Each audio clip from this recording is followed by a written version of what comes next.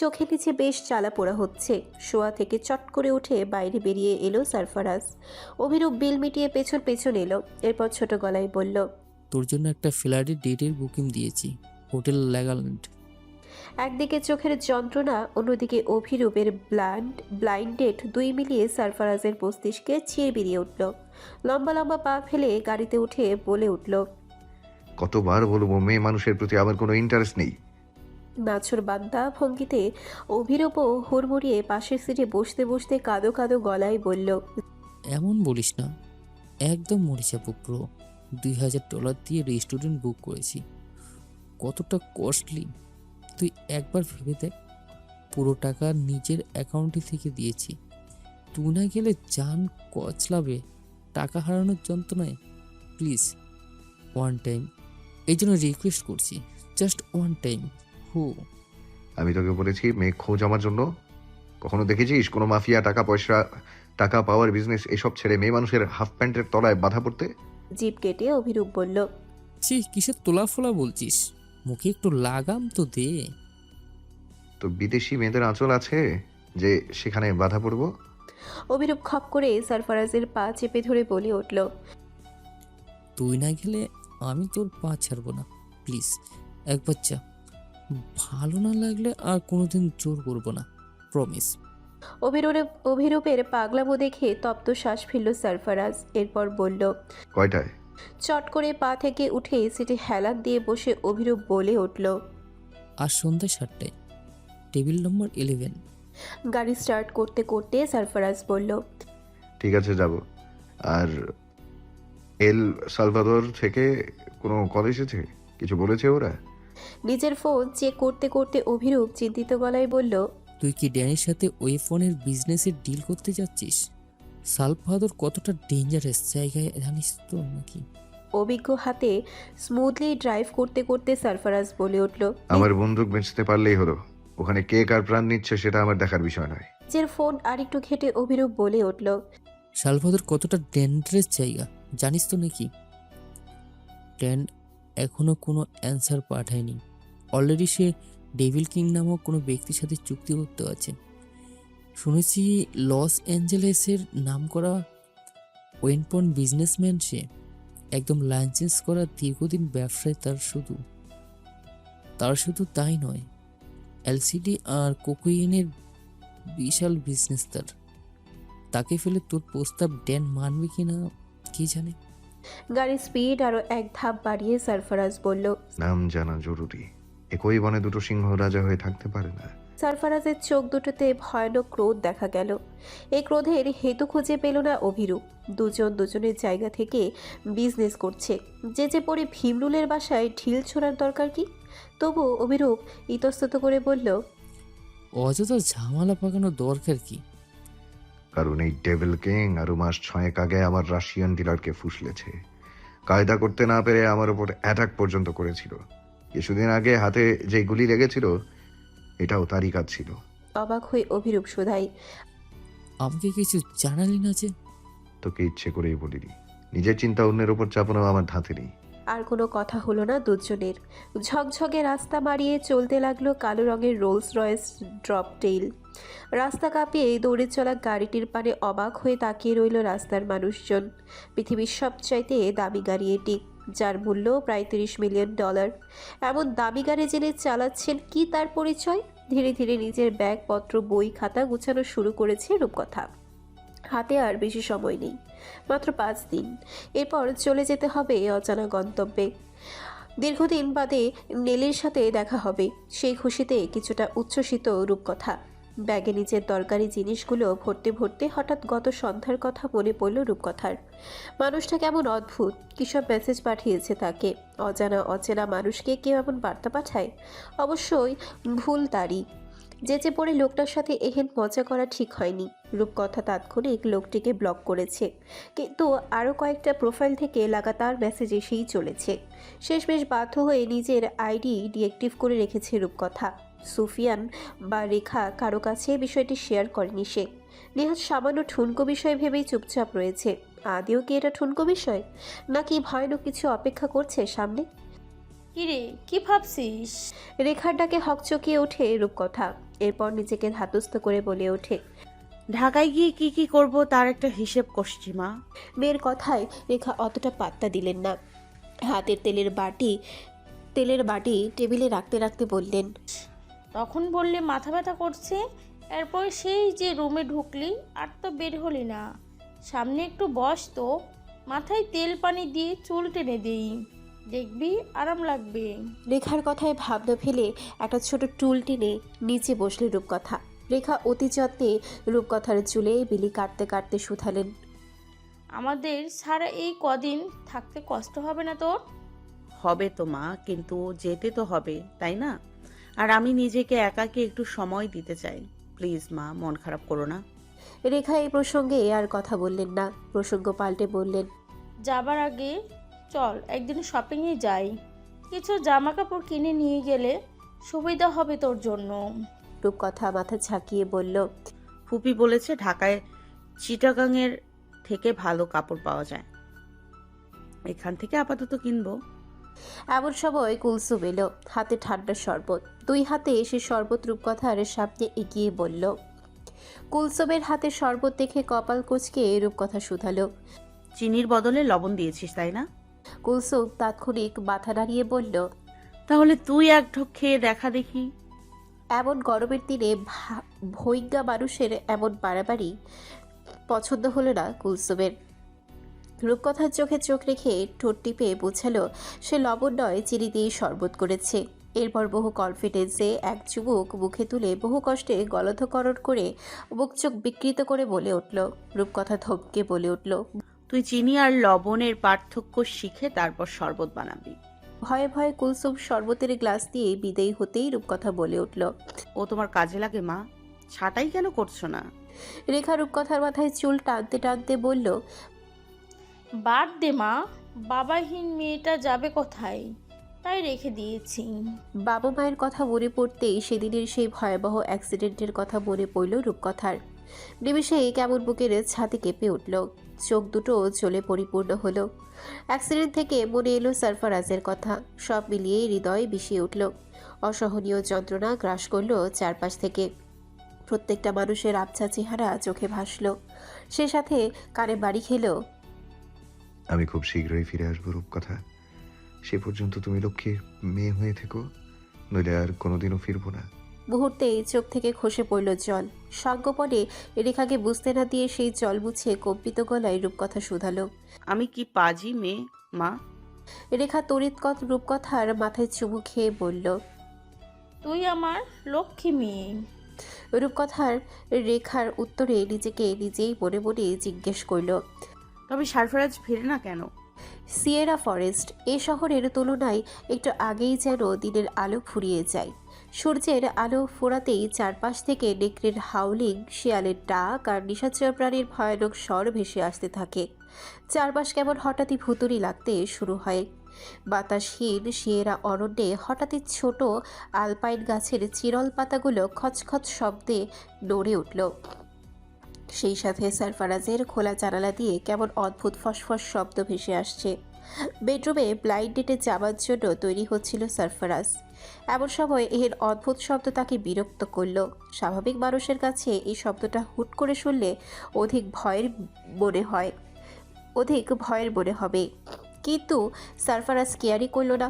শব্দটা বাইরে থেকে আসছে, তাই একটা টর্চ নিয়ে এগিয়ে গেল সারফারাজ। ক্ষণকাল গড়াতেই এঞ্জেলো ঘেউ ঘেউ করে ডেকে উঠল। কপাল কুঁচকে সারফারাজ বাইরে বের হতেই সমস্ত শব্দ থেমে গেল, কিন্তু এঞ্জেলোর ঘেউ ঘেউ থামল না। সাধারণ অপরিচিত কোনো মানুষ দেখলে এঞ্জেলো এমন হাঁকঢাক করে। টর্চ জ্বালিয়ে চারপাশ খুঁজল সারফারাজ, কেউ নেই। হঠাৎ ইয়ার্ডের কাছে একটা দ্বিখণ্ডিত ব্ল্যাক মেম্বার দেহ পাওয়া গেল, সেই সাথে কুয়াশাচ্ছন্ন ভেজা ঘাসে জুতার বর্ধিত ছাপ। সারফারাজ কপাল কুঁচকে কিছুক্ষণ ভাবল, এরপর মুখে ক্রূর হাসি ঝুলিয়ে বলে উঠল, wow, I like it. Abhirup, Angelo আর সারফারাজ 7টা বাজার 5 মিনিট আগে নিজেদের জন্য বরাদ্দকৃত কেবিনের টেবিলে এসে বসল। যার সাথে সারফারাজের ডেট, সে আসলেই অভিরূপ এঞ্জেলোকে নিয়ে বেরিয়ে যাবে। সারফারাজকে একবার গভীর চোখে পরখ করলো অভিরূপ। গায়ে একটা ব্ল্যাক শার্ট আর ব্ল্যাক ব্লেজার জড়িয়েছে সারফারাজ, সেই সাথে চুলগুলো ব্যাক ব্রাশ করে জেল দিয়ে সেট করেছে। ছোট কয়েক গাছি চুল কপালের কাছে পড়ে আছে। ফর্সা বুকটা ক্লিন শেভ করেছে বোধহয় দীর্ঘদিন বাদে। হাতে দামি রোলেক্স ঘড়ি, খোঁচা খোঁচা গোফ না থাকায় টকটকে ঠোঁটটা বেশ নজর কাটছে। কোনো মেয়ে এমন সম্মোহিত পুরুষ রিজেক্ট করতে পারবে না, এমনটা ভেবে মনে মনে শান্তি অনুভব করল অভিরূপ। মিনিট 10 অপেক্ষা করতেই অনিত্য সুন্দরী এক মেয়ের আগমন ঘটল। লম্বা ফর্সা বাদামি চুলের ছোট পোশাকধারী মেয়েটিকে দেখে ফাঁকা ঢোক গিলল অভিরূপ। কিন্তু সারফারাজ নির্বিকার, যেন এর চাইতেও হাজার গুণ সুন্দর জিনিস সে দেখে ফেলেছে। সারফারাজকে স্পেস দিতে এঞ্জেলোকে নিয়ে চুপচাপ বেরিয়ে গেল অভিরূপ। যাবার আগে চোখ টিপে কিছু ইঙ্গিত করল। অভিরূপ দরজা ঠেলে চলে যেতেই মেয়েটি ডিসেন্ট হেসে বসল।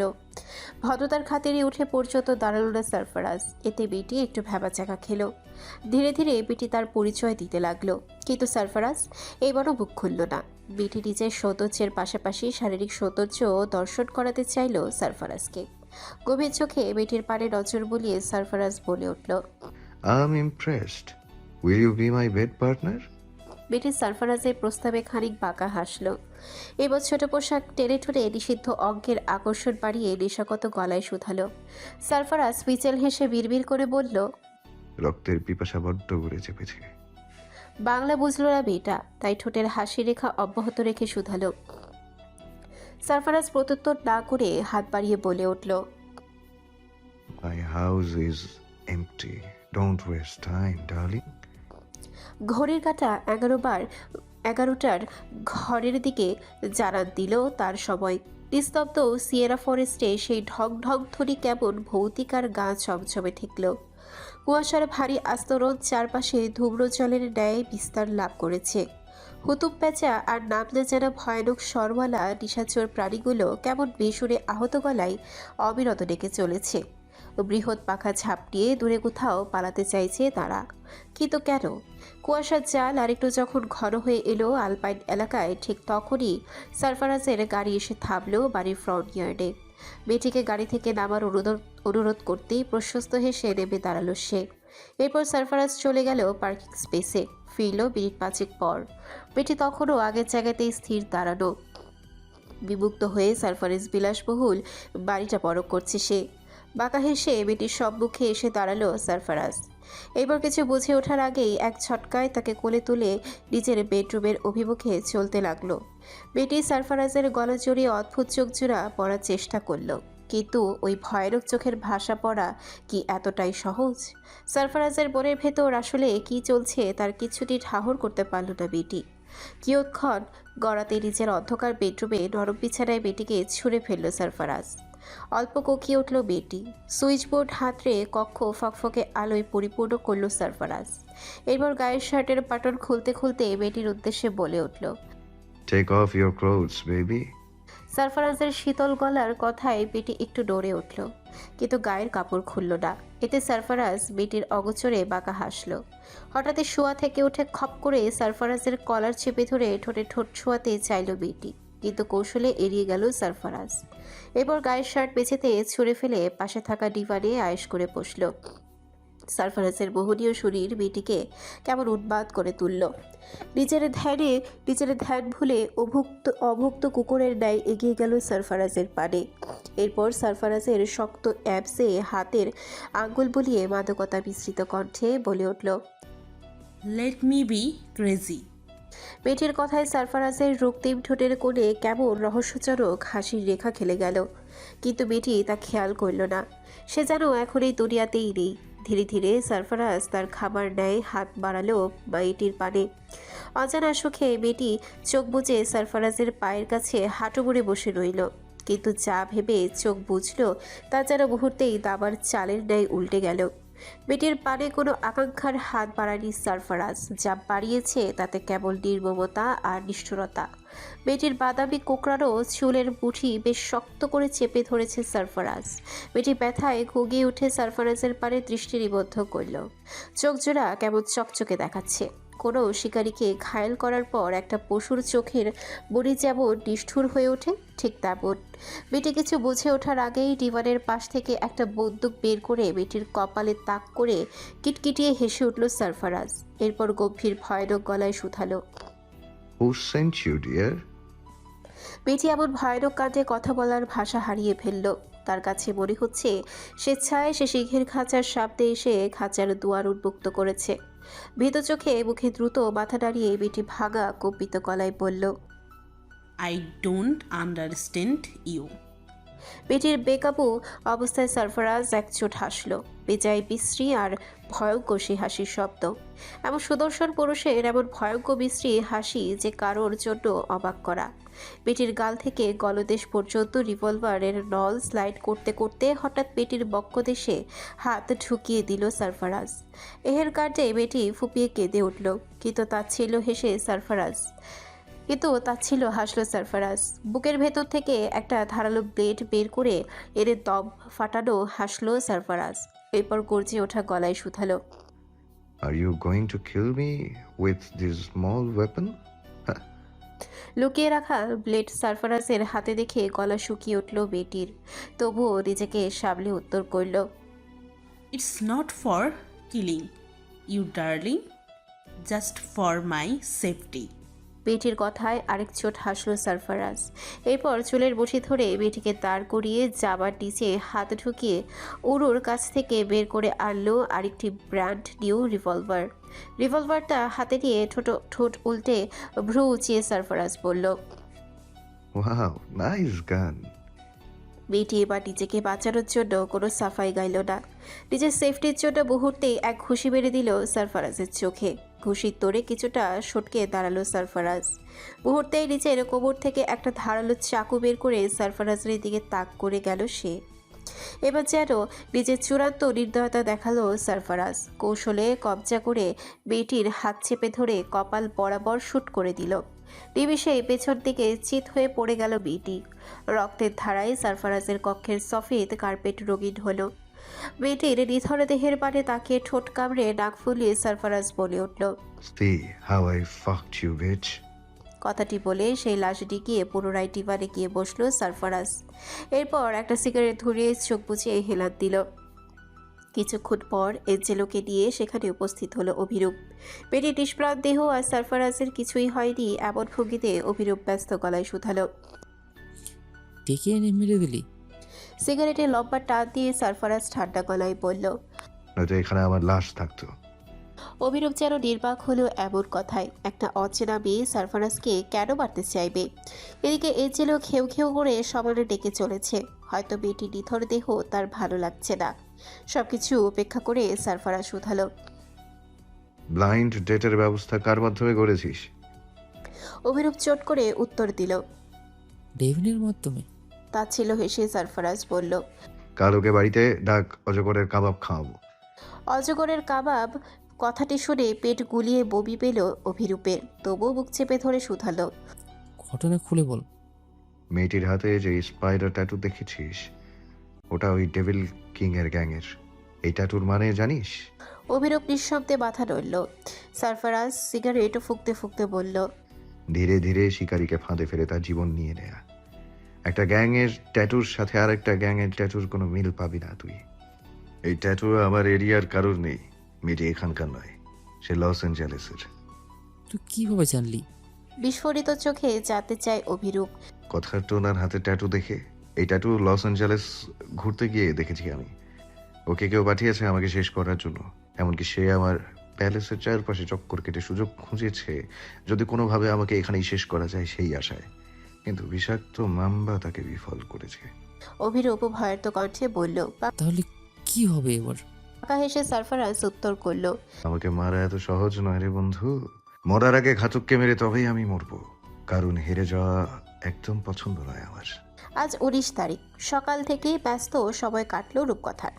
ঢাকায় গিয়ে ভর্তি কিভাবে হবে, কোথায় কোন ড্রেস পরে ঘুরবে, কি কি কাগজপত্র নেবে এবং কোন কোন স্যান্ডেল সাথে নেবে, এসব পরিকল্পনা করতে করতেই দিনের অর্ধেক বেলা গড়িয়ে গেল। এদিকে রূপকথার ফুপু শিউলি আর নীলি সমানে ফোন করে যাচ্ছে রূপকথা কখন ট্রেনে উঠবে। সোফিয়া চৌধুরী ও আজ তাড়াতাড়ি বাড়ি ফিরলেন। মেয়ে চলে যাবে বলে কথা। রেখা একে একে সব গুছিয়ে দিল রূপকথাকে। কুলসুমও আজ অনেক ব্যস্ত। নিজের ব্যাগখানা গোছানো শেষ হতেই আরেকবার তা ভালো করে পরখ করল রূপকথা। এরপর রিডিং টেবিলের ড্রয়ার থেকে একটা ছোট বক্স বের করলো। তপ্ত শ্বাস ফেলে সেটা খুলতেই একটা শার্টের বোতাম বেরিয়ে এলো। বোতামের উপরে আঙ্গুলি স্পর্শ করে রূপকথা বলল, এটা ছাড়া আমার কাছে আর কিছুই নেই সারফরাজ। এই বোতামে এখন আমি তোমার গন্ধ পাই। কি নিষ্ঠুর ছিল সেই দিনটা, তাই না? কথাটি বলে ব্যথিত মনে নিজের হ্যান্ডব্যাগের ভেতর সযত্নে বক্সটা রেখে চেন আটকে টেবিলে রেখে দিল রূপকথা। এরপর সারফারাজের ফ্যামিলি ফটো আর সারফারাজের পুরাতন কাপড়গুলো ব্যাগে তুলে চেন আটকে দিল। হঠাৎই শোরেক এর ভেতর থাকা একজোড়া জুতার কথা মনে এলো রূপকথার। তার 16তম জন্মদিনে সুফিয়ান তাকে গিফট করেছিল। বেশ দামি জুতা জোড়ো বিদেশি কোম্পানির। রূপকথা যতদূর মনে পড়ে আগামী কয়েক বছর সুফিয়ান কোনো বাইরের দেশে ঘুরতে যায়নি। গুগল ঘেটেও রূপকথা দেখেছে বাংলাদেশে এই জুতো পাওয়া যায় না। খুবই সুন্দর র্যাপিং পেপারে মোড়ানো ছিল জুতার বাক্সখানা। দেখেই মনে হয়েছিল খুব যত্ন সহকারে আনা হয়েছে জুতো জোড়া। এমন নিখুঁত বক্সিং করে কখনোই জুতোগুলো অন্য দেশ থেকে এদেশে আনা পসিবল নয়। বক্সের উপরে লেখা ছিল ডিয়ার রূপকথা। লেখাটিও সোফিয়া চৌধুরীর না। রূপকথা তখন সেসব মাথায় না আনলেও পরে এটা নিয়ে অনেক ভেবেছে। বেশ কয়েকবার সোফিয়া চৌধুরীকে এই বিষয়ে জিজ্ঞেসও করেছে, কিন্তু কেমন এলোমেলো উত্তর দিয়েছেন তিনি। রূপকথার মনে হয়েছে উনি কিছু লুকাচ্ছেন, কিন্তু কি? মনে মনে এসব ভেবে সেই জুতা জোড়াও বের করে আনলো রূপকথা। এরপর খুব যত্ন করে পায়ে তুলল তা। আগে লুজ হলেও এবার ঠিকঠাক খাটলো।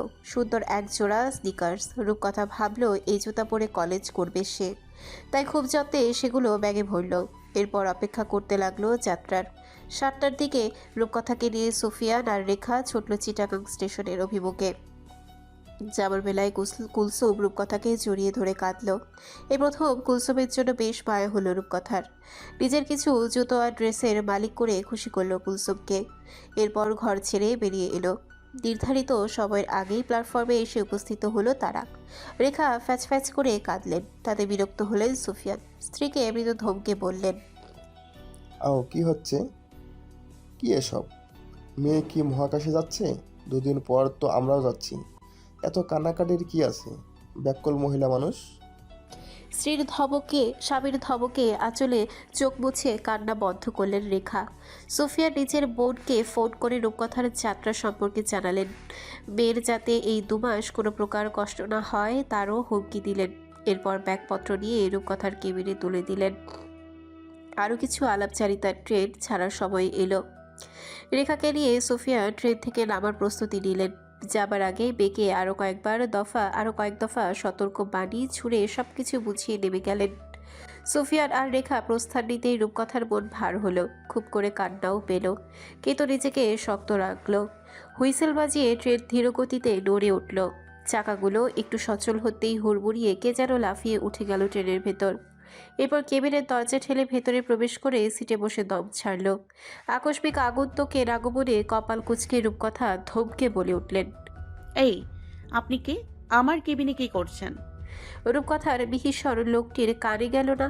রূপকথা আরেক দফা চেঁচিয়ে উঠতেই নিজের টিকিট রূপকথার সামনে বেড়ে ধরে ছেলেটি ভারী গলায় বলল, এটা আমার cabin. You should get out from here. ছেলেটির হাত থেকে ছবির টিকিট নিয়ে রূপকথা নজর বোলালো। এরপর নিজের টিকিটও বের করলো। একই কেবিনের নম্বর। রূপকথার জানা মতে সুফিয়ান কখনো মেয়ের জন্য অন্য লোকের কামরায় টিকিট কাটবে না। মুহূর্তেই এক হাউকাউ লেগে গেল কেবিন জুড়ে। দুজনে তর্জন গর্জনে এগিয়ে এলো অ্যাটেন্ডেন্স। দুজনেই তার হাতে টিকিট গুজে বলে উঠল, এক্সপ্লেইন ইট। এবার যেন ভ্যাবাচাকা খেলেও মানুষটি বোকার মতো হেসে বলল। লোকটির থেকে টিকিট কেড়ে নিয়ে রূপকথা বলে উঠল, কোঅপারেট মাই ফুড। ছেলেটিও কানে হেডফোন গুজে শটান হয়ে বালিশে শুয়ে পড়ল। অগত্যা উপায় না পেয়ে রূপকথা বসে বসে গজগজ করতে করতে বলে উঠল, পুরো অ্যাডভেঞ্চার ঘেটে দিল ফাজিল লোকটা। ছেলেটি কাল থেকে হেডফোন খুলে বলে উঠল, আর একটাও কথা বললে জানালা দিয়ে ছুঁড়ে ফেলবো। 1.5 ইঞ্চি মেয়ে মানুষ কোথাকার। রূপকথা চড়াও হয়ে বলে উঠল, খাম্মা একটা। আর কোনো কথা হলো না দুজনের। ট্রেনের দোলায় কখন ঘুমের ঘোরে ঢলে পড়ল রূপকথা তার খেয়াল রইল না। স্বপ্নে কেউ কানের কাছে ফিসফিস করে ডাকলো। ঘোর অন্ধকারের পরিসমাপ্তি ঘটিয়ে আবছা আলো ধরণীতে আছড়ে পড়ল। পূব আকাশ অল্প হলদেটে আলোয় ফর্সা হলো। শীতল বাতাস বেশ করে গায়ে কাটা দেবার অনুভূতি জাগাচ্ছে, সেই সাথে সদ্য প্রস্ফুটিত ফুলের মাতাল করা ঘ্রাণ। যন্ত্রচালিত রেলগাড়ির ঝমঝম শব্দ ভেদ করে জেগে ওঠা পাখির কলতান কর্ণদুয়ার ছুঁতে ব্যর্থ হলো। আপন গতিতে ছুটে চলেছে রেলগাড়ি। শেষ ঠিকানা কমলাপুর রেলওয়ে স্টেশন। নিচের সিটে আয়েশ করে চাদর মুড়ি দিয়ে ঘুমিয়ে আছে রূপকথা। ঘুমের দেশে খুব সুন্দর এক স্বপ্ন দেখল রূপকথা। সারফারাজ আর তার দেখা হয়েছে, কিন্তু সাক্ষাৎটা কেমন যেন দমবন্ধ অনুভূতির ন্যায়। সারফারাজকে দেখে উচ্ছ্বসিত হবার বদলে ভারী লজ্জা এসে গ্রাস করেছে রূপকথাকে। সারফারাজ তার প্রশস্ত হাত বাড়িয়ে রূপকথাকে স্পর্শ করতে চাইল, কিন্তু তার আগেই রূপকথাকে টেনে হিঁচড়ে কেউ নিয়ে চলে গেল এহেন ভয়ানক স্বপ্নে। ঘুমের মধ্যে ফুপিয়ে কেঁদে উঠল রূপকথা। রূপকথার কান্নায় ঘুমের ব্যাঘাত ঘটল অপর পাশের যুবকের। কপাল কুচড়ে আড়মোড়া ভেঙে চাদর সরিয়ে উঠে বসল যুবক। এরপর পানির বোতলের ক্যাপ খুলে হাতে পানি নিয়ে ছুঁড়ে মারল রূপকথার মুখশ্রী জুড়ে। আকস্মিক এহেন শীতল জল ছিটায় ধরপড়িয়ে উঠে বসল রূপকথা। তার চোখ বেয়ে এখনও জল গড়াচ্ছে। সব কিছু অনুধাবন করে কিছু বলবার আগেই ওপাশের ব্যক্তি কপাল কুঁচকে ঘুম জড়ানো ভাঙা কণ্ঠে বলে উঠল, তুমি তো আচ্ছা মেয়ে মানুষ, সারাটা রাত জ্বালিয়ে মারলে, এখন ভোর রাতের দিকে একটু ঘুমালাম, সেটাও সহ্য হলো না। ছেলেটির মুখে পানে না তাকিয়েই মাথা নিচু করে ধরা গলায় রূপকথা বলল।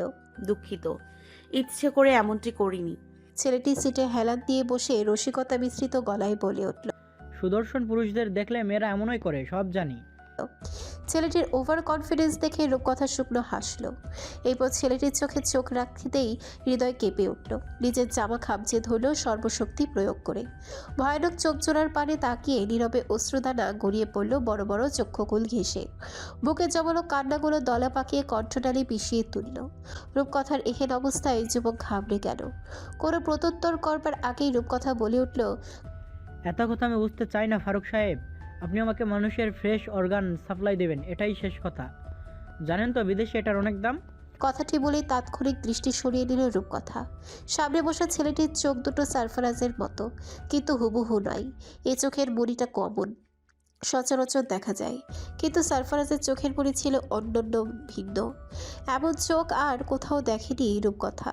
ছেলেটি রূপকথার ব্যক্তিগত বিষয়ে কিছু জিজ্ঞাসা করতে চাইল, কিন্তু তার আগেই বিমানবন্দর স্টেশনে ট্রেন থামল। স্টেশনের নাম ঘোষণা শুনে তড়িঘড়ি করে নেমে গেল ছেলেটি। আর কথা হলো না তাদের। ছেলেটি নেমে যেতেই শব্দ করে কেঁদে ফেলল রূপকথা। মিনিট 5 পরে হুইসেল বাজিয়ে ট্রেন ছুটল। চোখের জল মুছে জানালায় ভেজা দৃষ্টি পাততেই রূপকথার ছোট দৃষ্টি বিস্ফোরিত হলো। কালো পোশাকধারী কয়েকজন লোক সেই যুবককে বেশ সম্মান দেখিয়ে স্টেশনের বাইরে নিয়ে যাচ্ছে। তাদের প্রত্যেকের কাছে একটা করে বন্দুক। সবচেয়ে আশ্চর্যের বিষয়ে পুলিশ তা পর্যন্ত তাকে সমীহ করার চেষ্টা করছে। যতক্ষণ ধীর গতির ট্রেন চলায় এই দৃশ্য দেখা গেল, রূপকথা ততক্ষণ তাকিয়ে রইল। দৃষ্টির আড়াল হতেই রূপকথা নিজেকে শুধালো, কে এই অদ্ভুত মানব? আরও 30 মিনিট যাত্রার পর কমলাপুর রেল স্টেশনে চূড়ান্তভাবে থামলো কলের গাড়ির খানা। নিজের ব্যাগপত্র গুছিয়ে বাইরে বের হতেই একটা কুলি ডেকে ছুটল এক্সিটের দিকে। আর মনে হাঁটতে হাঁটতে নানান কিছু ভাবল রূপকথা, কিন্তু ভাবনা শুধু ছিল ফোনের রিং হবার শব্দে। ছটপট হ্যান্ডব্যাগ থেকে ফোন বের করতেই নেলির নম্বর নজরে পড়ল। দ্রুত রিসিভ করে কানে তুলে হ্যালো বলতেই নেলি বলল, বাইরেই আছি আমি, তাড়াতাড়ি আয়। কোনো উত্তর না করে ফোন কাটল রূপকথা। কিছুক্ষণ হেঁটে প্ল্যাটফর্ম ছেড়ে বেরিয়ে আসতেই নেলির হাস্যোজ্জ্বল চেহারা চোখে পড়ল। নেলি দৌড়ে এসে রূপকথাকে জড়িয়ে ধরে কুলিকে নিজের গাড়ির নির্দেশ করে বলে উঠল, লাগেজগুলো ডিকিতে তুলে দিন। এরপর রূপকথার এলোমেলো চেহারার পানে দৃষ্টি মেলে নেলি বলে উঠল, অ্যাডভেঞ্চার করতে এসে চোখে মুখের একই অবস্থা। রূপকথা নিজেকে সামলে উত্তর করল, ঘুমে মাথা টনটন করছে, তাড়াতাড়ি বাড়ি চল। নেলি আর কথা বাড়ালো না। গাড়ির ব্যাক সিটে বসে ড্রাইভারকে নির্দেশ দিল। অকল্যান্ড ইন্টারন্যাশনাল এয়ারপোর্টে ওয়েটিং চেয়ারে বসে আছে সারফারাজ। আরও 40 মিনিট পর তার ফ্লাইট। দেশে ফিরে যাওয়া নিয়ে কোনো উচ্ছ্বাস আনন্দ কিছুই কাজ করছে না তার মধ্যে। দুটো প্রয়োজনে দেশে যাচ্ছে সে। এক সুফিয়ান চৌধুরীর সাথে সাক্ষাৎ, দুই পুরনো শত্রুকে বোধ। কোনটা আগে করবে তার হিসেব এখনও কষেনি সে। তবে শুভ কাজ আগে করাই উত্তম। ফার্স্ট অ্যানাউন্স পেতেই নিজের ট্রলি নিয়ে চেয়ার ছেড়ে উঠে দাঁড়ালো সারফারাজ। এরপর লম্বা লম্বা পা ফেলে প্লেনে ওঠার উদ্দেশ্যে হাঁটা ধরল। বিজনেস ক্লাসে তার জন্য সিট কেটেছে অভিরূপ। সাথে অভিরূপেরও যাবার কথা ছিল, কিন্তু তার বাবা হঠাৎ স্ট্রোক করায় 3 দিন আগে ইমার্জেন্সি টিকিট কেটে দেশে চলে গিয়েছে সে। অবশ্য যাবার আগে পই পই করে বলে গিয়েছে সারফারাজেরও তাদের বাড়িতে গিয়েই থাকে, কিন্তু সারফারাজ কৌশলে তা নাকচ করেছে। বিমানে কাঙ্ক্ষিত সিটে বসতেই সুন্দরী আর হোস্টেজ দুটো ম্যাগাজিন, একটা লাইট ড্রিঙ্কস নিয়ে সামনে ছোট অ্যাটাচ টেবিলটায় রাখলো। এরপর মিষ্টি হাসি উপহার দিয়ে সুমিষ্ট ইংরেজি ভাষায় বলল, If you need anything, please let me know. Sarfaraz অল্প মাথা তোলাতেই মেয়েটি চলে গেল, কিন্তু সারফারাজের মনে হলো মেয়েটি যেতে চাইছে না। পেছন ফিরে মেয়েটি বারবার একই কথা বলায় সারফারাজ বিড়বিড় করে বলে উঠল। কিছু সময় অতিবাহিত হতেই বিমান টেক অফ এর ঘোষণা এলো। ম্যাগাজিন হাতে নিয়ে সারফারাজের সময় অতিবাহিত করার চেষ্টা করলো, কিন্তু মন টানল না। লম্বা জার্নি, তাই ঘুমোনোকে বেস্ট অপশন মনে করলো সে। তাই আর সময় অপচয় না করে সুইচ টিপে সিট বড় করে পা ছড়িয়ে কম্বল গায়ে জড়িয়ে চোখ বুঝল, কিন্তু কারো উপস্থিতি তাকে চোখ খুলতে বাধ্য করল। চোখের ওপরে থেকে ব্ল্যাঙ্কেট সরাতেই সেই হোস্টেজের প্রশস্ত হাসি আর রং ঢং তার মেজাজ বিগড়িয়ে দিল। ঠোঁট কামড়ে রাগ নিবারণ করে গম্ভীর গলায় শুধালো। হোয়াট? মেয়েটির তার শার্টের উপরের বাটন খুলতে খুলতে এগিয়ে এসে ফিসফিস গলায় শুধালো। Do you need something special? চিরবিরি ওঠা রাগ নিয়ন্ত্রণে এনে উঠে দাঁড়ালো সারফারাজ। এরপর দাঁতে দাঁত চেপে নিজের থাবার নেয় হাত দিয়ে মেয়েটির সরু ধবধবে গলা চেপে ধরে বলে উঠল, Yes, I need blood, cause I'm a blood sucker. Will you give me your warm blood? সারফারাজের ভয়ানক আবদার আর ভয়ানক দৃষ্টি দুই মেয়েটির কলিজা কাঁপিয়ে দিল। ক্ষমা প্রার্থনা করার সুযোগটুকুও পেল না সে। কিছুক্ষণ আগে সুদর্শন পুরুষটিকে মেয়েটির কাছে এই মুহূর্তে একটা নির্দয় পশু মনে হচ্ছে, যার হৃদয়ে কোনো ভালোবাসায় ছিটে ফোটা নেই। এই পশুর হাত থেকে মুক্তি মিলবে কি করে? এদিকে সারফারাজ সর্বশক্তি দিয়ে আরও জোরে চেপে ধরল গলাটা। এবার বুঝি শ্বাসরোধ হয়ে মেয়েটি প্রাণ দেহ থেকে বেরিয়েই যাবে। নিরুপায় মেয়েটি বাঁচার আশা ছেড়ে দিয়ে ফ্যাল করে শুধু সারফারাজের ভয়ানক ক্রোধিত চেহারার পানে তাকিয়েই রইল। সারফারাজ এর হাতের পিছনে যখন চোখ থেকে জল গড়িয়ে সারফারাজের কবজিতে বিলীন হলো, তখন মেয়েটিকে দূরে ছুঁড়ে ফেলল সারফারাজ। মেয়েটি প্রাণ ফিরে পেয়ে ধরবড়ি করে উঠে পালালো। মেয়েটির যাবার পানে তাকিয়ে সারফারাজ বলে উঠল, Shameless dirty beast. কথাটি বলে পুনরায় ব্ল্যাঙ্কেট জড়িয়ে ঘুমের দেশে পাড়ি জমালো। ঘুম ভাঙলো একদম দুবাই এয়ারপোর্টে। প্লেন ল্যান্ড হতেই নিজের ছোট লাগেজ নিয়ে বিমান থেকে নেমে পরবর্তী ডিপার্চারের অপেক্ষায় সময় গুনতে লাগলো। যতটা উচ্ছ্বাস নিয়ে রূপকথা ঢাকায় এলো তার কিছুই হলো না। সব কিছু কেমন যেন পানসে আর মন মরা লাগছে।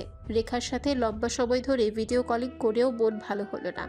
অগত্যা সুফিয়ান মেয়ের জন্য 2 দিন ছুটি নিলেন।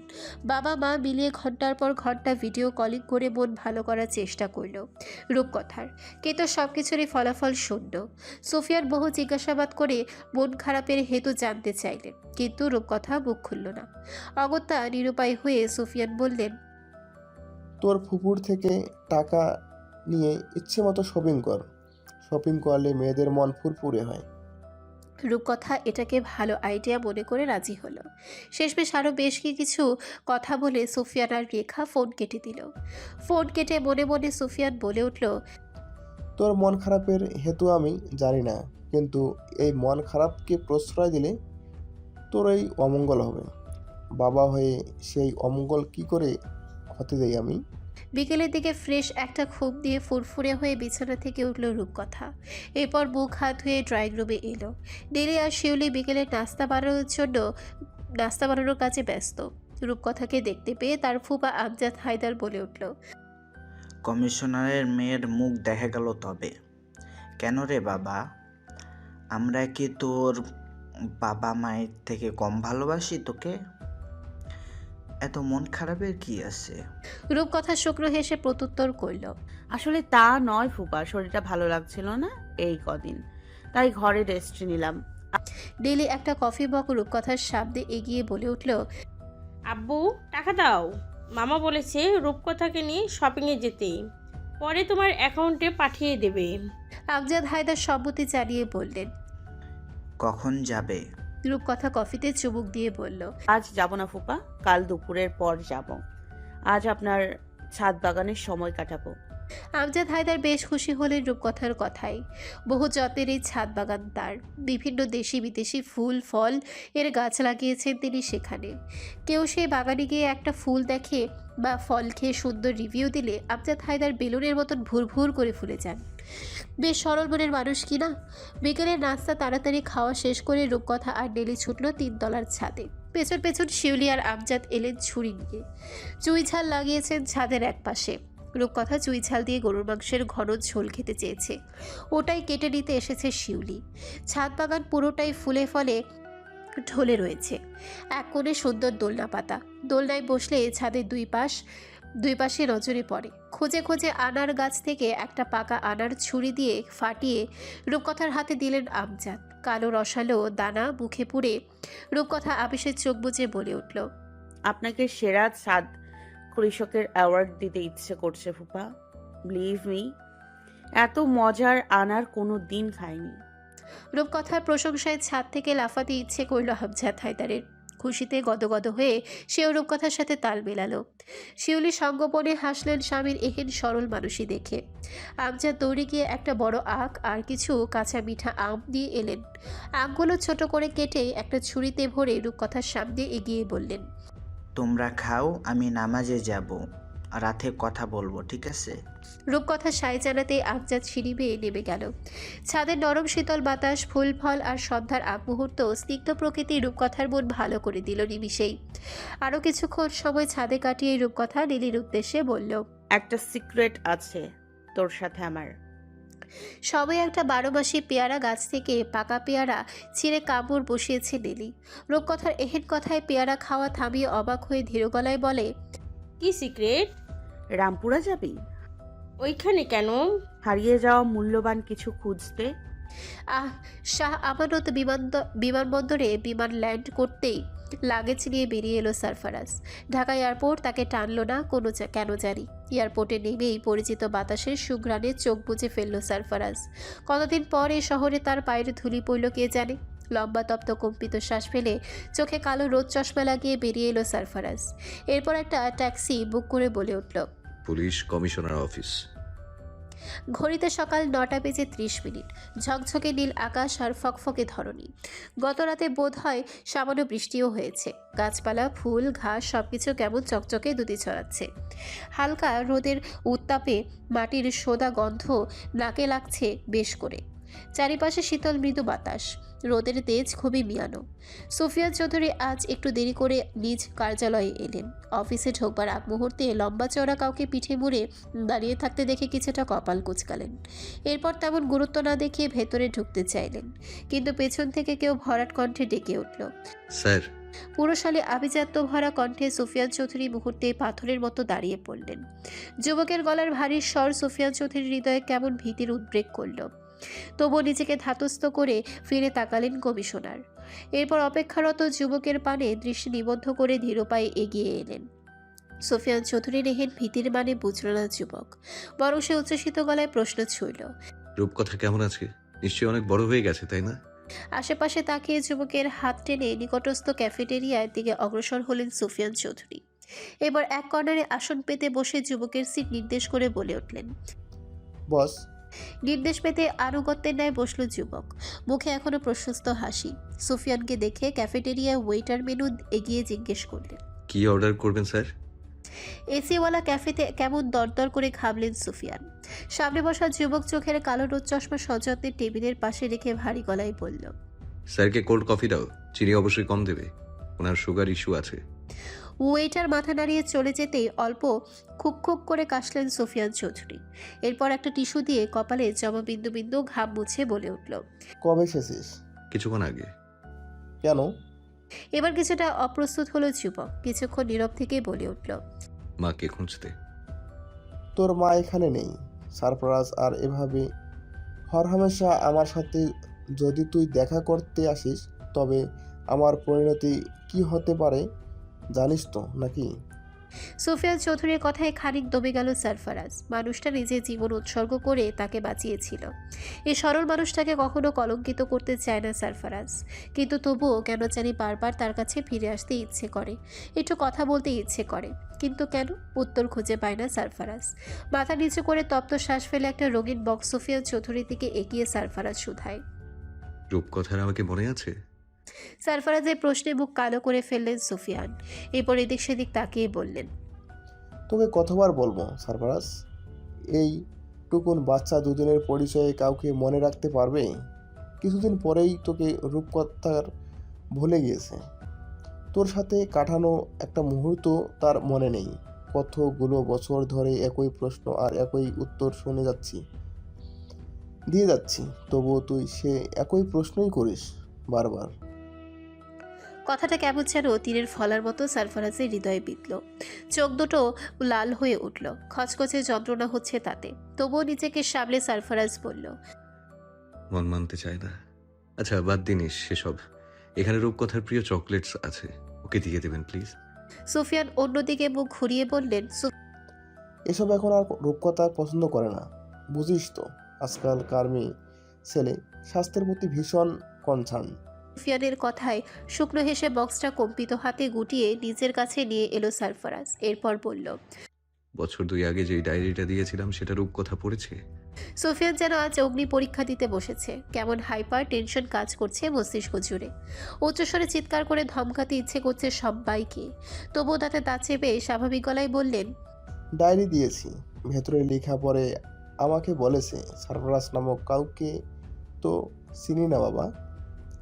এবার বেশ করে ভেতর থেকে ভেঙে গেল সারফারাজ, তবুও শক্ত থাকার ভান করে বলে উঠল, জুতো জোড়া লেগেছিল পায়ে?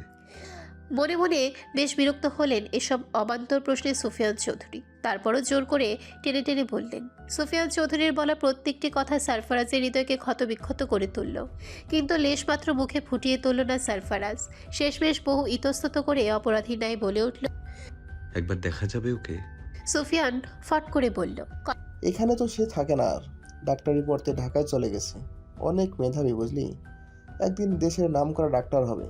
মানুষের জন্য খুব মায়া। কথাগুলো বলে কিছুটা ধীর গলায় বললেন। সুফিয়ান চৌধুরীর শেষ কথায় সারফারাজ ব্যথিত চোখে সুফিয়ান চৌধুরীর পানে একবার নজর বোলালো। দৃষ্টিতে দৃষ্টি মিলতে অন্যত্র চোখ সরিয়ে নিলেন সুফিয়ান। সারফারাজ কিছু বলার আগে সুফিয়ান বললেন, ভালো পথে ফিরে আয় সারফরাজ। তুই যেই পথের প্রতীক হয়েছিস সেই পথে কোনো সুখ নেই, শান্তি নেই, মানুষের জীবনে বড্ড দাম। সারফারাজ বলার মতো কোনো ভাষা খুঁজে পেল না, শুধু অল্প করে বলল, আমি ভালো আছি স্যার।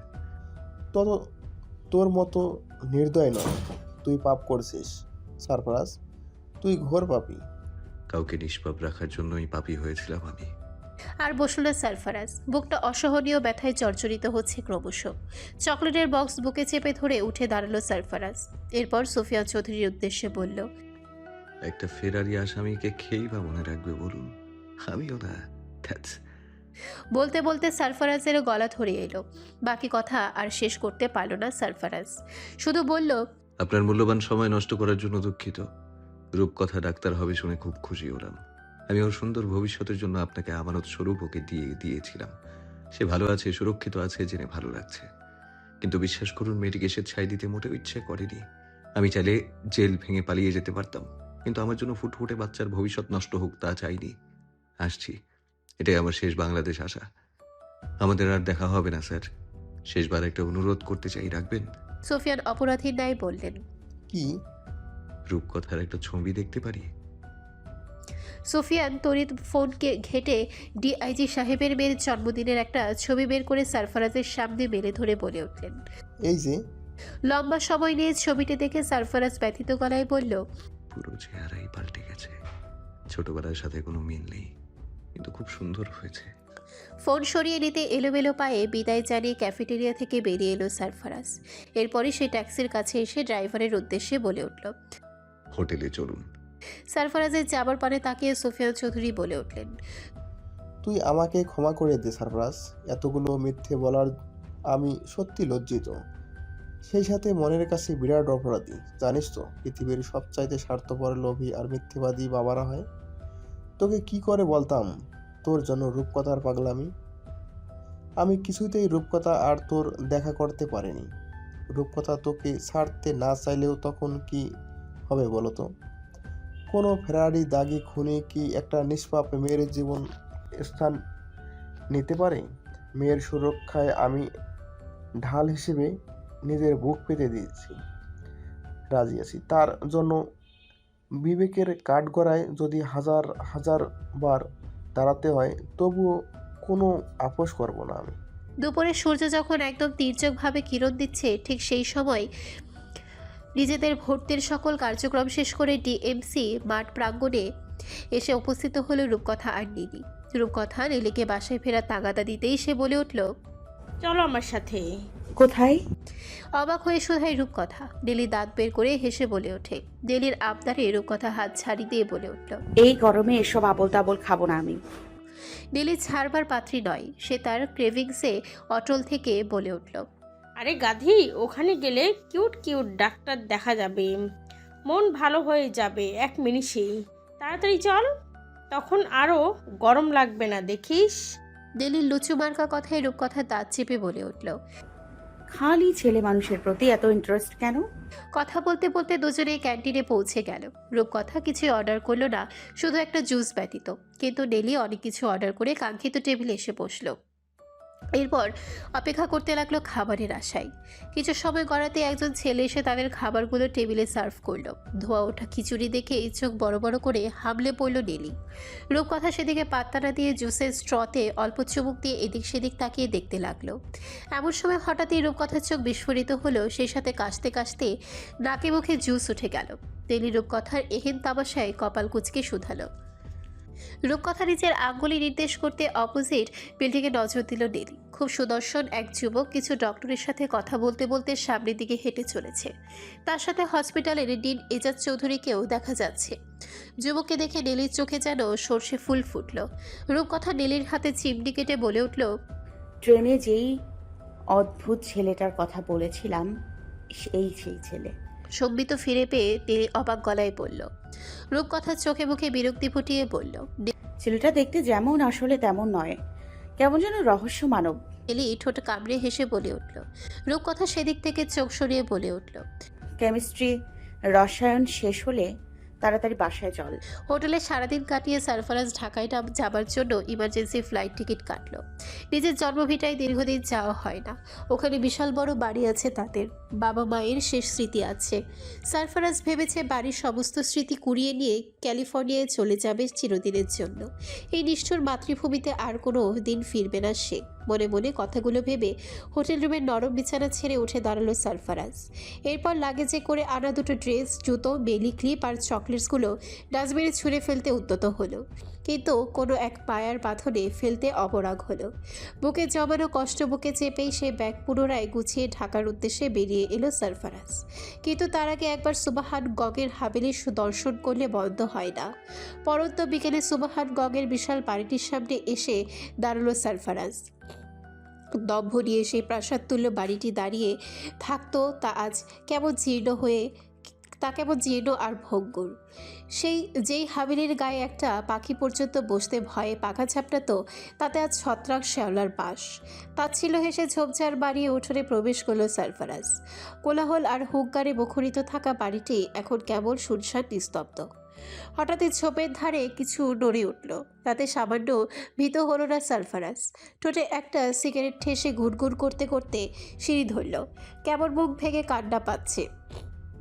এটা নাকি তার নানা বাড়ি। আফসোস, নিকোটিনের ঘর ধোয়া উড়িয়ে নিজের কক্ষে ঢোকার মনস্তাপ করল সারফারাজ।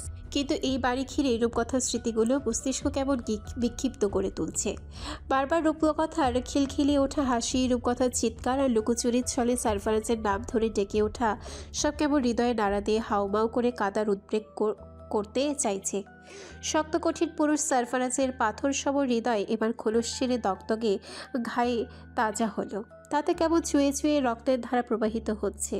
বুক চেপে ধরে গুবড়ে কেঁদে উঠল সারফারাজ। কিসের এত মায়া ওই বাচ্চার জন্য তার? এক পা দুপা করে নিজ কক্ষে এসে ভাঙা বিছানায় ঠ্যাস দিয়ে বসে পড়ল সারফারাজ। এ চোখ বন্ধ করে বিড়বিড় করে বলে উঠল, তোমার আর আমার দুজনের পথ ভিন্ন, তাই না রূপকথা? অথচ একসময় আমরা কত আপন ছিলাম, একই পথে কত হেঁটেছি দুজন। আজ সবকিছু ধোঁয়াশা স্মৃতি। ব্যথিত গলায় কথাগুলো বলে পুরো ঘরে নজর বোলালো সারফারাজ। বিছানার পাশে অযত্নে ভাঙা ট্রাঙ্কখানা খোলা পড়ে আছে। উঠে হাঁটু ভরে বসে সেই ট্রাঙ্ক হাত বোলালো সারফারাজ। অসাবধানতাবশত মরিচাযুক্ত ভাঙা টিনে কেটে গেল সারফারাজের আঙ্গুল। তাতে বিন্দুমাত্র ব্যথা অনুভব করল না সারফারাজ। ট্রাঙ্কের ভেতরে এলোমেলো জিনিস দেখে অবাক হয়ে সারফারাজ মনে মনে বলল, রিসেন্টলি কে এসেছে এখানে? এখানে কি আদৌ কারো আসার কথা? এলেও আমার ট্রাঙ্কে কেন হাত দিয়েছে? অজানা ভাবলে পুরো ঘর জুড়ে কিছু পাবার আশায় শকুনি নজর বোলালো সারফারাজ। সেরকম কিছুই আশারও স্বরূপ মিলল না, শুধু মসৃণ দেয়ালে রঙের বুঝে যাওয়া কালি ব্যতীত। সে রঙের সামনে দাঁড়িয়ে ভ্রুকুচকে কিছু পড়ার চেষ্টা করলো সারফারাজ, কিন্তু আফসোস, কেউ নিষ্ঠুরভাবে সে লেখাগুলো কালো রং দিয়ে বুঝিয়ে দিয়েছে। ঘড়ি কাঁটা অনবরত ঘুরতে ঘুরতে দিনের সমাপ্তি ঘটিয়ে গভীর রাতে এগিয়ে ঠেকছে। চারপাশ নীরব নিস্তব্ধ, মানুষের আনাগোনা নেই বললেই চলে। কাছে কোলে রাস্তার কুকুরগুলো ছুটোছুটি করে ঘেউ ঘেউ ডাকছে অবিরত। আকাশটা মেঘে ঢাকা, থেকে থেকে হাওয়ার দমকে মেঘ সরে চাঁদের ক্ষীণ আলো আবছা আলো ছড়াচ্ছে। হঠাৎ এলোমেলো বাতাসের উৎপাত শুরু হলো। সারি বাঁধা কংক্রিটের বিল্ডিংয়ে তা বাড়ি খেয়ে শোষধ্বনি তুলেছে। চারপাশ কেমন ছমছম ভুতুরে। এহেন ভৌতিক পরিবেশে সরপিল পিচ ঢালা রাস্তা মারিয়ে নিজ বাড়ির সামনে এসে উপস্থিত হলো সারফারাজ। এরপর আরেকটু পা বাড়িয়ে এগিয়ে গিয়ে গেটের কাছে দাঁড়ালো। বুকসম গেট ডিঙিয়ে বাড়ির খোদাই করার নামখানা এখনও জলজল করছে। মায়াকুঞ্জ। বিড়বিড় করে মায়া নামটা আওড়ালো সারফারাজ। কেমন সূক্ষ্ম ব্যথা বুকের ভিতরে চিনচিন করে উঠল। হৃৎপিণ্ডটাও যেন এফোর ওফোর হলো। সহসাই বুক চেপে ধরে চোখ বুজে ফেলল সারফারাজ। অদ্ভুত চোখ দুটো জলে সিক্ত হলো। সেগুলো গোপন না করে বাঁধনহারা করল সারফারাজ। এরপর ভেজা গলায় বলে উঠল, মায়া মমতা ভালোবাসায় জড়জড়ি করে আমরা এই ছোট্ট বাড়িটায় দিন পার করতাম, তাই না আম্মু? আজ তুমি কোথায়, আমি কোথায়, আর তোমার কর্নেল সাহেব? নিজের বন্ধ ভাগ্যের উপরে তাচ্ছিল্য হাসল সারফারাজ। বিধাতা সব দিয়েও কেড়ে নিয়েছে তার থেকে। টাকা পয়সা ক্ষমতা প্রতিপত্তি কোনো কিছুর অভাব নেই তার, অভাব শুধু আপনজনের। সারফারাজ আজ নিঃস্ব একাকী। কষ্ট জর্জরিত ব্যথায় মুখ থুবড়ে মাটিতে পড়তে চাইল সারফারাজ, কিন্তু জং ধরা লোহার গেটে চেপে ধরে নিজের ভারসাম্য রক্ষা করল। এরপর কোনো মতে উঠে দাঁড়িয়ে গেট খুলে ভেতরে প্রবেশ করল। আঙিনায় ছোট একটা লাইট জ্বলছে। তকতকে পরিপাটি বাড়িটির চারপাশে নজর বুলালে মনে হবে কেউ খুব করে যত্ন নেয়। সারফারাজের মায়ের হাতে লাগানো ফুল ফলের গাছগুলো আজ মস্ত বড় হয়ে ফল ফুলে ঢলে আছে। চুলের যত্নের জন্য লাগানো মাহেদি গাছটাও ফুলে ফুলে ভরে গেছে। সেগুলো থেকে পাকা বেলের গন্ধ ভরা ছড়াচ্ছে। বাগানের এক কোণে পাতা ছোট স্টিলের দোলনা মরিচা ধরে অনাদরে পড়ে রয়েছে। দীর্ঘ বছর কেউ হয়তো বসেনি এখানে। মায়ের সাথে লাগানো সারফারাজের হাতে লিচু গাছটায় অসংখ্য লিচু ধরে গাছ নুয়ে যাবার উপক্রম। সেদিনের সেই ছোট লিচু গাছ আজ সারফারাজের চাইতেও বিশাল। আবেগে আপ্লুত হয়ে চোখের জল মুছে প্রধান ফটকের সামনে এসে দাঁড়ালো। সারফারাজ মনে মনে ভাবলেও হয়তো বাড়িটি কেউ দখল করে নিয়েছে, নয়তো প্রায় দুযুগ পরে এসে এমন অক্ষত অবস্থায় বাড়ি ফেরত পাওয়া মুখের কথা নয়। মনের ভাবনা ফেলে ক্লান্ত সারফারাজ দরজায় খটখট শব্দ করল। এবার অপেক্ষা করতে লাগলো দরজা খোলার। মিনিট দুয়েক পর খুবই বৃদ্ধ এক লোক দরজা খুলল। মানুষটা বোধহয় ভালো করে চোখে দেখে না। ঘরে কোনো আলো নেই। বাটন মোবাইল জ্বালিয়ে মানুষটা দরজা অবধি এসেছে। দরজায় দাঁড়িয়ে বৃদ্ধ কম্পিত গলায় বলল, কে? মানুষটির পানে তাকিয়ে হু হু করে কেঁদে উঠল সারফারাজ। এরপর ফ্যাসফ্যাসে গলায় শুধালো, কামাল চাচা কেমন আছো? তুমি বুড়ো হয়ে গেছো, তাই না?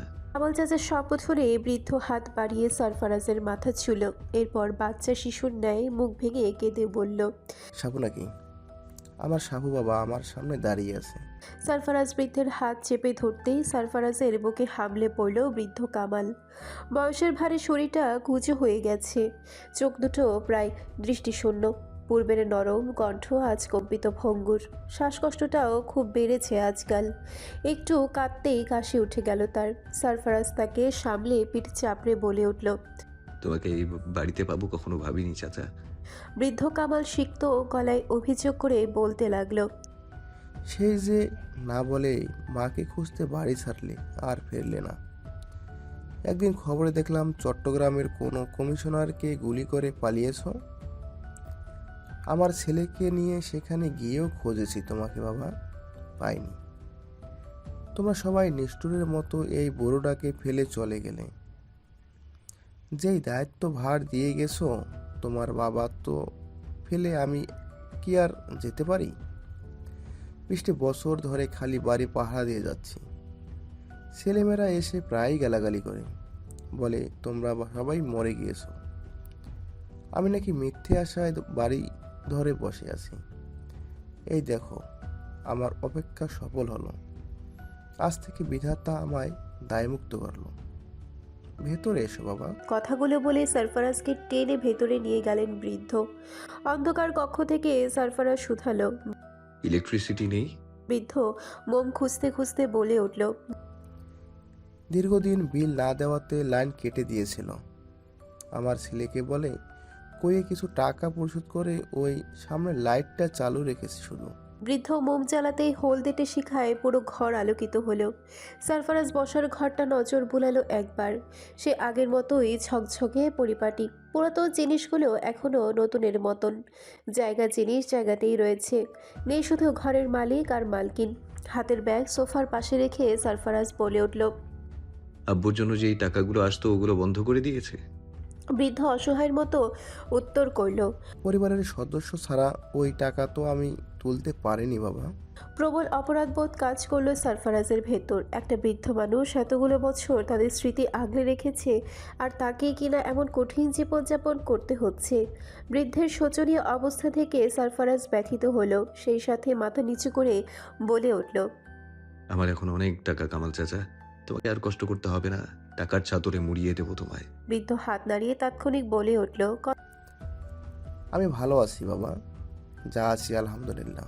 কথাটি বলে বৃদ্ধ ইতস্তত করে বলে উঠল। আসলে বাবা ঘরে তো কোনো খাবার নেই, কি দেই তোমায় বলো তো? পারুষ্টির আতিথেয়তা ভীষণ মুগ্ধ করল সরফরাজকে। যদিও খিদেই সরফরাজের পেট ইঁদুর ছোটাছুটি করছে, তবুও মুখে মিথ্যে হাসির ঝুলিয়ে বলে উঠল। আমি খেয়ে এসেছি, আমি এখন ঘুমোতে যাব। অনেক ধকল গিয়েছে। সকালে তোমার ছেলেকে বলে পুরো বাড়িতে ইলেকট্রিসিটিতে দেবার ব্যবস্থা করবে। বা বকেয়া আছে, যা বকেয়া আছে সব পরিশোধ করব আমি। বৃদ্ধ মাথা নাড়াতেই ফোনের টর্চ জ্বালিয়ে নিজের কক্ষ অভিমুখে চলতে লাগলো সরফরাজ। হঠাৎ পেছন থেকে কামাল চাচা বলে উঠলেন। হাত পাকা আছে দেবো, যদি গরম লাগে তো। সরফরাজ হাত ইশারায় নিষেধ করে বলল। আবহাওয়া যথেষ্ট ঠান্ডা, তুমি ঘুমোতে যাও, সকালে বাকি কথা হবে। কথাটি বলেই সরফরাজ নিজ কক্ষে গিয়ে দরজা আটকে দিল। নিজের ছোট বিছানার উপরে ডাইনোসর পিলো, পরিচিত ঘ্রাণ, সব মিলিয়ে স্বস্তির শ্বাস ফেলল সরফরাজ। কামাল খুব সুন্দর করে প্রতিটি জিনিসের যত্ন নিয়েছে। গায়ের কাপড় শার্ট খুলে বিছানায় শরীর এলিয়ে দিল সরফরাজ। কিন্তু বিশাল দেহি শরীরটা এই ছোট বিছানায় সংকুলান হচ্ছে না। উপায় না পেয়ে অগত্যা বাবা মায়ের রুমে ঢুকে নরম বিছানায় বসলো সরফরাজ। এরপর কাবার্ড খুলে বের করে আনলো সাদাফ শাহজাইন এর জটনেভি গুছিয়ে রাখা এক লুঙ্গি। সেটা পরে নিয়ে বিছানায় চিত হয়ে শুয়ে গেল সরফরাজ। এরপর মাথার পেছনে 2 হাত রেখে ছাদের উল্টো পিঠে তাকিয়ে বলে উঠল। তোমার চাইতেও বড় হয়ে গেছে আব্বু, দেখো তোমার লুঙ্গি আমার টাকনুর অনেক উপরে। কথাটি বলেই চোখ বুজে ফেলল সরফরাজ। কঠিন হৃদয়টা আজ খালি দুমড়ে মুচড়ে উঠছে। চোখ দুটো যেন উত্তাল সমুদ্র, অনবরত জল ছড়িয়েই যাচ্ছে তো যাচ্ছে। সরফরাজ আক্ষেপ মিশ্রিত কণ্ঠে পুনরায় বলে উঠল। তুমি বলেছিলে একদিন আমি আকাশ ছুঁব, তুমি নিচে দাঁড়িয়ে বাহবা দেবে। আমি আকাশ ঠিকই ছুঁয়েছি, কিন্তু বাহবা দেবার তুমিটা নেই। এমন মিথ্যে প্রতিশ্রুতি কেন দিয়েছিলে বলো তো? নির্দয় নিষ্ঠুর হৃদয়হীন সরফরাজ আজ একাকী অন্ধকার ঘরে বালিশে মুখ গুজে ঘুমিয়ে কেঁদে উঠল। সেই কান্নার সাক্ষী হলো ঘরের জড়বস্তু, যারা কেবল নীরব দর্শকের ভূমিকা পালন করল। না সান্ত্বনার বাণী আওড়ালো, না কোনো আফসোস প্রকাশ করতে পারল। সকালে ব্রেকফাস্টের পর নিজ কক্ষে আরাম করে শুয়ে শুয়ে ফোন টিপছে নেলি। আজ শিউলি আর আমজাদ বাসায় নেই। সকালের খাবার খেয়েই বেরিয়ে গেছে তারা। কোথায় নাকি জরুরি কাজ আছে তাদের। তারা বেড়ে যেতে এইরূপ কথা নীলের কক্ষে এলেও গুটি গুটি পায়। এসেই আমতা আমতা করে বলে উঠল, রামপুরা যাবি? আকস্মিক রামপুরার কথা শুনে হাতের ফোন রেখে নেলি বলে উঠল। নেলির বিছানার কোণে বসতে বসতে রূপকথা বলে উঠল, তোকে বলেছিলাম না সরফরাজদের বাড়ি যাব। নেলির ভোতা মস্তিষ্ক সজাগ হতেই বলে উঠল। নেলি কিছুক্ষণ চুপ থেকে সময় দেখে নিল, এরপর বলল, রূপকথা মুখ ছোট করে বলল, তুই আমাকে বল কিভাবে যেতে হয়। একাই যাব। নেলি কপাল কোচকে ধমকে বলে উঠল। মুহূর্তেই আমজাদ হায়দারের ফোনে কল দিল নেলি। রিসিভ হতেই নেলি বলে উঠল, আমজাদ হায়দার বললেন তারা 11টার মধ্যেই চলে আসবে। তারা যেতে চাইলে তালা দিয়ে চলে যাক। সম্মতি পেতেই রূপকথা মলিন মুখে চকচকে হলো। নেলির মুখের উত্তরের প্রত্যাশা না করে দৌড়ে চলে গেল নিজ কক্ষে তৈরি হবার জন্য।